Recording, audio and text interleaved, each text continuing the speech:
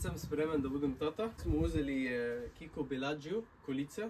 Hoću da vam pokažem šta mogu da radim za ovo kolice. Prvo može beba da sedi, ali ponekad hoće da spava. Ajde brat, spava. Kad se rodi, hteće da spava sigurno. Hoće malo još da spava, spavaj brate, nema veze. Hoću da sedem, ajde sini moj sedi. Hoću sloboda, uzmi brate sloboda. Da budem siguran, ajde otvorimo ovdje i sedi. Beba da idi sam bez mene, idi brate. Nemoj da mi puštaš bebu da leti. Sa mnom, a? Ajde lok. On može da igra ovdje, aho. Neće beba da sedi ovdje, može dole. Ima šator ovdje, šalim se, to je za torba.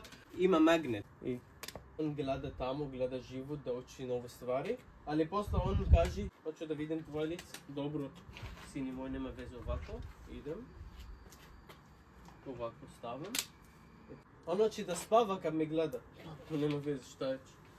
Kolica drži do 22 godina, ne šalim se, 22 kila. I tata Šika je rekao da se kolica veoma lako savijaju jednim klikom, pa da vidim da li je to istina.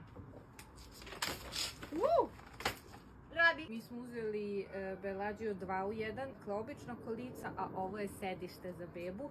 Ima zaštitu od sunca i od 0 do 15 meseci može da se koristi. Mi ćemo da izvedemo bebu i stavimo u kola. Što bebu, ja ću da sedemo, udobno je, vidi.